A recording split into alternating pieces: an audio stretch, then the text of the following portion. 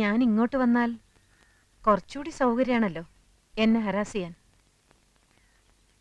ഒരേ ഡിപ്പാർട്ട്മെന്റിലായതുകൊണ്ട് മറ്റെവിടെയെങ്കിലും വെച്ച് വീണ്ടും കാണേണ്ടി വരും. അപ്പോ അവിടെ ഈ പക കാണിക്കാതിരുന്നാൽ ഉപകാരമായിരിക്കും. ഇപ്പൊ ഇവിടെ വെച്ച് എല്ലാ ദേഷ്യം തീർത്തോളൂ. പുലികൾക്കിഷ്ടം ഇരയെ ഓടിച്ചിട്ട് പിടിച്ച് ആക്രമിച്ച് തിന്നുന്നതാണ്. ഓ, ഇതാര് ഉണ്ണി ആർച്ചയോ? ആർച്ചയുടെ നാവിന്നാണോ കീഴടങ്ങലിന്റെ ആ സ്വരം ഞാൻ കേട്ടത്? എന്തു പറ്റി ആർച്ചയെ ഊരിവാൾ ഇത്ര വട്ടം നുറയിലോട്ടിടാൻ? പിന്നെന്തുണ്ട് വിശേഷം? നേരാങ്ങള ആരോമൽ ചേകവർക്ക് സുഖമാണോ? ഭർത്താവ് കുഞ്ഞിരാമൻ ഇപ്പൊ എന്ത് ചെയ്യുന്നു? ഓ, ഞാൻ ഓർത്തില്ല. ആണിന്റെ തണൽ ഒതുങ്ങാത്ത ഉണ്ണി ആർച്ചയാണല്ലോ ഇത്. ഏതെങ്കിലും ഒരു ആണിനെ അനുസരിക്കാത്താണല്ലോ ഈ ആർച്ചയ്ക്ക് പറ്റിയ കുഴപ്പം. കൊച്ചേ, പാർലമെന്റിൽ സ്ത്രീകൾക്ക് 33 99% സംവരണം ഏർപ്പെടുത്തിയാലും ആണെപ്പോഴും ആണ് തന്നെ. അതോർത്തോളൂ. ഞങ്ങളോട് മതി. എന്ത് മതിയെന്ന്? വീട് തേടി വന്ന ഒരു സ്ത്രീയോട് ഇനിയും ഒറ്റ അടി വെച്ചെന്നാണല്ലോ എന്നെ പോലീസിൽ പിടിപ്പിക്കുകയും നിന്നെ ആഫീസിലിട്ട് പൂട്ടുകയും ചെയ്ത് ഇവളോട്. അതൊക്കെ കഴിഞ്ഞില്ലേ സാഗറെ? ഓ, കഴിഞ്ഞോ? ഞാനത് അറിഞ്ഞില്ല. രാമകൃഷ്ണ, നിന്റെ ഉള്ളിൽ ഒരു പെൺകോന്തൻ ഒളിഞ്ഞിരിപ്പുണ്ട്. എനിക്കത് മനസ്സിലാവും. പക്ഷെ സ്ത്രീ എന്റെ ആജന്മ ശത്രുവാണ്. ആ ശത്രുവിന്റെ മേൽ നിങ്ങൾ വിജയം നേടി കഴിഞ്ഞില്ലേ? എനിക്ക് വിജയിച്ച മാത്രം പോരാ, ശത്രുവിനെ കട്ടിച്ച് കേറി താണ്ടവ നൃത്തം ചെയ്യണം. എന്ത് വേണമെങ്കിലും ആകാം. പക്ഷെ ഉച്ചയ്ക്ക് മുമ്പ് ഞാൻ വീടൊഴിഞ്ഞു പോവും. എല്ലാം അതിനു മുമ്പായാ നന്ന്. ഇല്ല മാഡം, ഈ സാഗർ ഒരു പച്ച നിർത്തടാ. നീ എനിക്ക് സർട്ടിഫിക്കറ്റ് ആയിരുന്നോ? ഞാൻ പാവല്ല, ഞാൻ ഭയങ്കര വൃത്തിയായിട്ടവനാണ്. എല്ലാത്തിനും ഒരിക്കൽ കൂടി ഞാൻ ക്ഷമ ചോദിക്കുകയാണ്. അയ്യോ, അതൊന്നും സാരമില്ലെന്നേ. കാപ്പി കൂടി കഴിഞ്ഞില്ലെങ്കിൽ ഞാൻ ക്ഷണിക്കാം. നമുക്ക് സുഹൃത്തുക്കളായി പിരിയാം.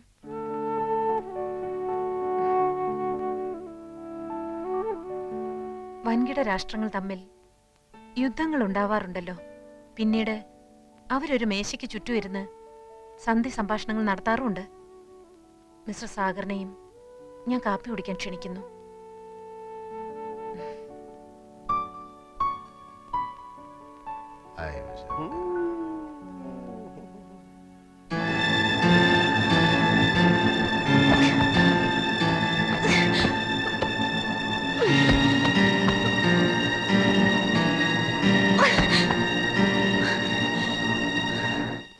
സാറേ, ദേ ആ സാറന്മാര്.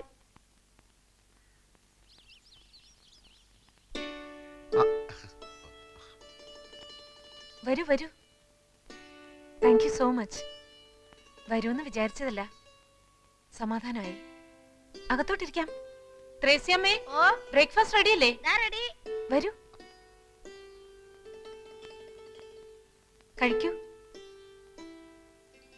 പെട്ടെന്നുള്ളൊരു വട്ടമേശ സമ്മേളനം ആയതുകൊണ്ട് കാര്യമായിട്ടൊന്നും ഉണ്ടാക്കാൻ പറ്റിയില്ല. ആളൊരു ഭക്ഷണപ്രിയനാണെന്ന് ശരീരം കണ്ടാൽ അറിയാം. മാഡം, ഇത്ര സിമ്പിൾ ആണെന്ന് ഞാൻ അറിഞ്ഞില്ല.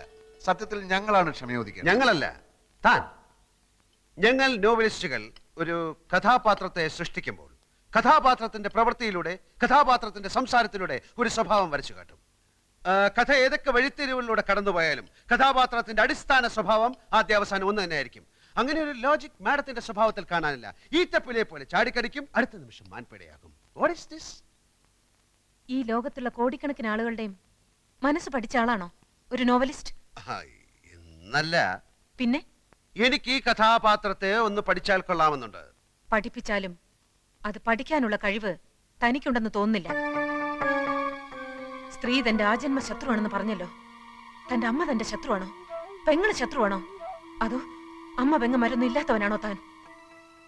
തന്റെ പൈങ്കിളി നോവലിലെ ഏതു നേരവും ദിവാസ്വപ്നം കണ്ടുകൊണ്ട് നടക്കുന്ന വിഡ്ഢിക്കോതയല്ല യഥാർത്ഥ സ്ത്രീ. ഒരു പുരുഷനും യഥാർത്ഥ സ്ത്രീ അറിയില്ല, അവളുടെ മനസ്സറിയില്ല. IAS കാരനായ കളക്ടർ മുൻപിൽ നോക്കാതെ എന്നെ സസ്പെൻഡ് ചെയ്തു. കാരണം സ്ത്രീ അറിയാനുള്ള പഠിത്തം ആ ഇഡിയറ്റിനുമില്ല. എന്തുകൊണ്ട് ഞാൻ ഇയാളെ പൂട്ടിയിട്ടു? പൂട്ടിയിടുമ്പോ എന്റെ മനോവികാരം എന്തായിരുന്നു? അത് ചോദിക്കാനുള്ള ബുദ്ധി പോലും അയാൾക്കില്ല. കഥാപാത്രത്തെ പഠിക്കാൻ ഇറങ്ങിയിരിക്കുന്നു. പഠിപ്പിക്കാടോ, പഠിപ്പിക്കാം എല്ലാരെയും. I'm a self made woman. ഒരുത്തിന്റെ ഔദാര്യം ഇല്ലാതെയാണ് സ്വയം ഈ നിലയിലെത്തിയത്. ആരും എന്നെ തോൽപ്പിക്കാൻ ഞാൻ സമ്മതിക്കില്ല.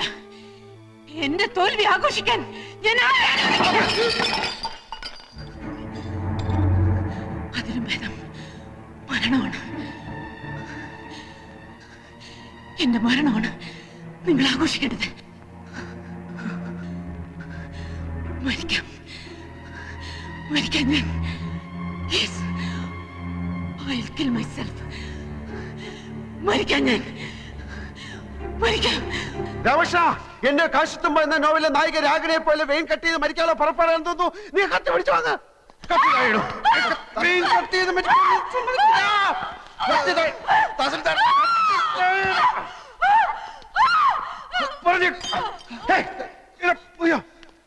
എന്റെ കർത്താവേ, തഹസിൽദാരെ ബലാത്സംഗം ചെയ്യുന്നേ.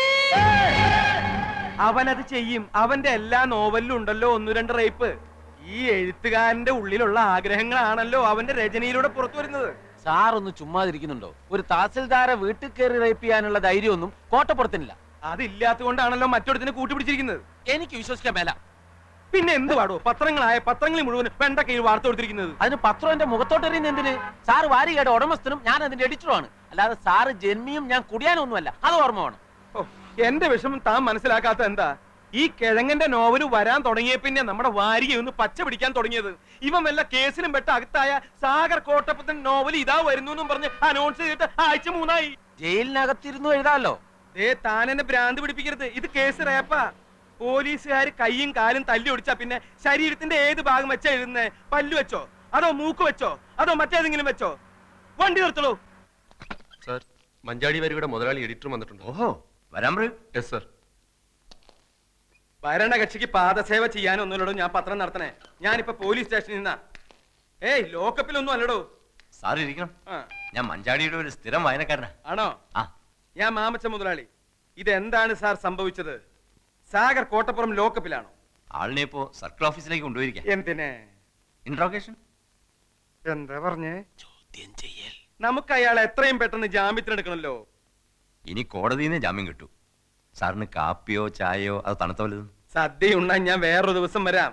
ഇപ്പൊ എന്തെങ്കിലും അടിയന്തരമായി ചെയ്തേ പറ്റൂ.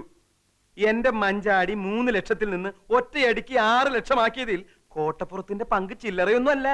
സാർ, ഈ റേപ്പ് ചെയ്യപ്പെട്ടു എന്ന് പറയുന്ന തഹസീൽദാരുടെ നാവിൻതുമ്പത്ത കോട്ടപ്പുറത്തിന്റെ ഭാവി. പെണ്ണുങ്ങൾക്കാണല്ലോ ഇപ്പൊ നിയമത്തിന്റെ എല്ലാ സംരക്ഷണവും. കോട്ടപ്പുറം സാറും തഹസീൽദാരും തമ്മിൽ നേരത്തെ ഒരു വടംവലി ഉണ്ടായിരുന്നു. അതിന്റെ പ്രതികാരമാവാനും മതി. എന്തായാലും സാർ ഈ തഹസീൽദാരെ ഒന്ന് കണ്ട് ഒരു അമിക്കബിൾ സെറ്റിൽമെന്റ് ശ്രമിക്കുന്നതാ ബുദ്ധി. എന്റെ അനുവാദം ഇല്ലാതെ എന്റെ വീട്ടിൽ കയറിയവനൊക്കെ അതിന്റെ ഫലം അനുഭവിച്ചിട്ടുണ്ട്. ബഹുമാനപ്പെട്ട തഹസിൽദാർ, ഇതൊരു ജീവൻ മരണ പോരാട്ടമാണ്. ഉടൻ വരുന്നു. സാഗർ കോട്ടപ്പുറത്തിന്റെ പുതിയ നോവൽ എന്ന് പരസ്യം ചെയ്തിട്ട് ആഴ്ച 3 കഴിഞ്ഞു. ഞാൻ മാപ്പ് പറയാം, കാല് പിടിക്കാം. കോട്ടപ്പുറത്തിന്റെ പേരിലുള്ള കേസ് പിൻവലിക്കണം. ദയവ് ചെയ്ത് അയാളെ കഥ എഴുതാൻ അനുവദിക്കൂ. ഇനി ഒരിക്കലും അയാൾ കഥ എഴുതരുത്. മലയാള സാഹിത്യത്തിൽ മഞ്ചാടി എന്ന വാരികയ്ക്കും സാഗർ കോട്ടപ്പുറം എന്ന നോവലിസ്റ്റിനും ചവറ്റുകൊട്ടയിലാണ് സ്ഥാനം. 6 ലക്ഷമാണ് ഞങ്ങളുടെ സർക്കുലേഷൻ. അതിൽ കൂടുതൽ സർക്കുലേഷനുള്ള ചവറുകൾ വേറെയുണ്ട്. യഥാർത്ഥത്തിൽ കോട്ടപ്പുറം നിങ്ങൾ റേപ്പ് ചെയ്തോ? Get out. I said get out.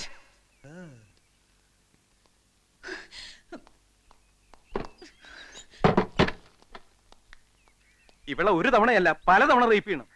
ഒരു 10-50 കൊടുക്കാന്ന് പറ. എന്തിന് റേപ്പ് ചെയ്യാനാ? അതിനല്ല കേസി നൂരാൻ. എടോ, അക്കാര്യത്തിലേക്ക് കടക്കാൻ അവൾ അതിന് നിന്ന് തരണ്ടേ? പണം കൊടുക്കാൻ ആദ്യമേ പറയേണ്ടതായിരുന്നു. സാർ ഒന്നുകൂടി ഒന്ന് ശ്രമിക്കും. വേണ്ട. വേണം. വേണ? വേണം.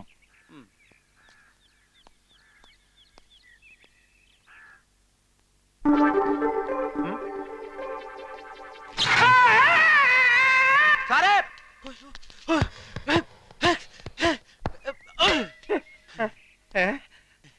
പവർ കട്ട് സമയത്ത് വരാം.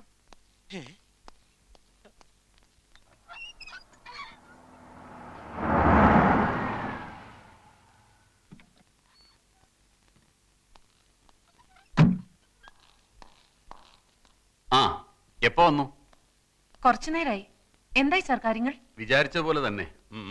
പ്രതികളെ 2 ആഴ്ചത്തേക്ക് റിമാൻഡ് ചെയ്തു. Very good. അത് കഴിഞ്ഞ് അവരും സ്ട്രോങ് ആയിട്ട് തന്നെ നീങ്ങുന്നത്. അഡ്വക്കേറ്റ് സുകുമാരൻ നായരാ വക്കാലത്തെടുത്തിരിക്കുന്നത്. പ്രിയയോട് ഞാൻ ഒരിക്കൽ കൂടി ചോദിക്കുകയാണ്, വേണോ? നമുക്കിത് കോംപ്രമൈസ് ആക്കുന്നതല്ലേ നല്ലത്? No sir. This is not a silly case Priya. പ്രത്യേകിച്ചും പ്രതികളുടെ സോഷ്യൽ സ്റ്റാറ്റസ് കൂടി കണക്കിലെടുക്കുമ്പോൾ. പത്രങ്ങൾ ഇത്തരം കേസുകൾ കൈകാര്യം ചെയ്യുന്ന രീതി അറിയാമല്ലോ. അവരെ മാത്രമല്ല, പ്രിയയും ബാധിക്കും അത്. എന്നെ പറ്റി എന്തെഴുതിയാലും പറഞ്ഞാലും എനിക്കിപ്പോ അതൊരു പ്രശ്നമല്ല. I'm already prepared to face the consequences. Okay, leave it. പ്രതികൾ പ്രിയയുടെ വീട്ടിൽ വന്നതും ദേഹത്ത് തൊട്ടതുമൊക്കെ പ്രൂവ് ചെയ്യാൻ എളുപ്പമാണ്. പ്രിയയുടെ മൊഴി മാത്രം മതി അതിന്. അങ്ങനെ വന്നാൽ 511 റേപ്പ് അറ്റംപ്റ്റ്, 7 വർഷം വരെ റിഗറസ് ഇംപ്രിസൺമെന്റാ. ഈ കേസിൽ പരിഗണിക്കില്ലെങ്കിലും ചെറിയൊരു വീഴ്ച നമ്മുടെ ഭാഗത്തുമില്ലേ? ഐ മീൻ, പ്രിയ ക്ഷണിച്ചിട്ടാണ് അവർ പ്രിയയുടെ വീട്ടിൽ വന്നത്. So what? അതല്ല, എന്തിനു വേണ്ടിയാണ് ഊതിപ്പെരുപ്പിച്ച് ഇങ്ങനൊരു കേസ് ഫ്രെയിം ചെയ്യുന്നത്? അങ്ങനെ ഒരു ചോദ്യം ചോദിക്കേണ്ടത് എന്റെ അഡ്വക്കേറ്റ് അല്ല.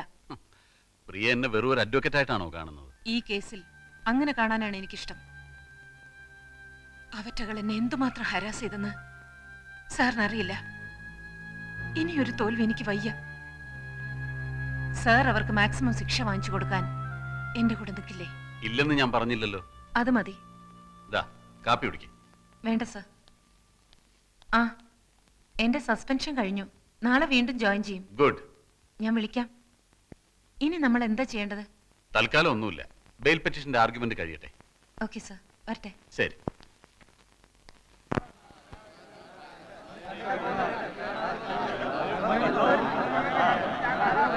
അടിക്കണോ താൻ? മാറിക്കാണു.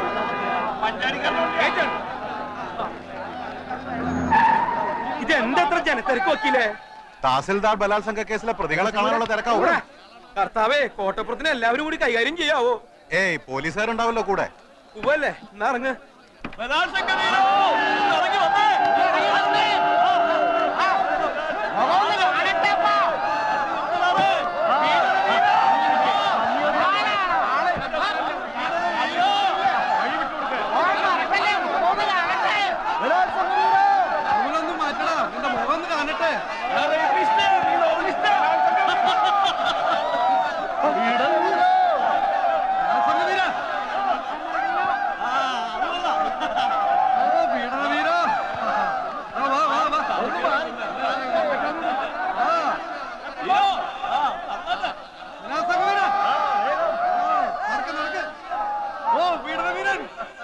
The accused 1 and 2 are released on bail.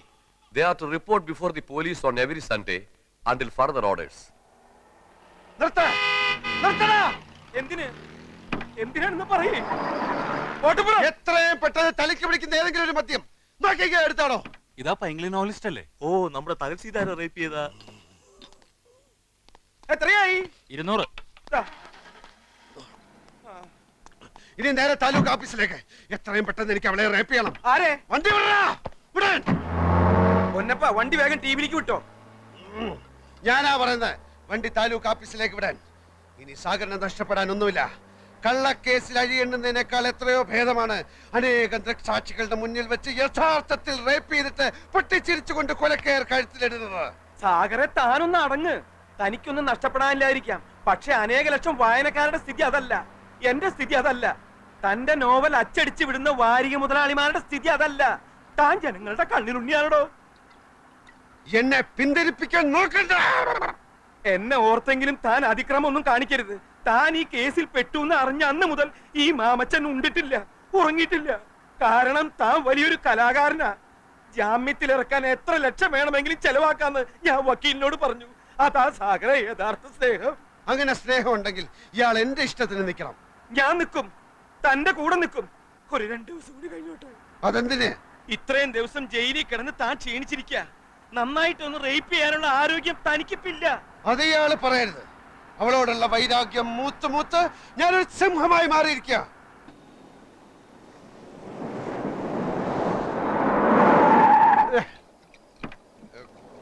ഇതെവിടാ സ്ഥലം?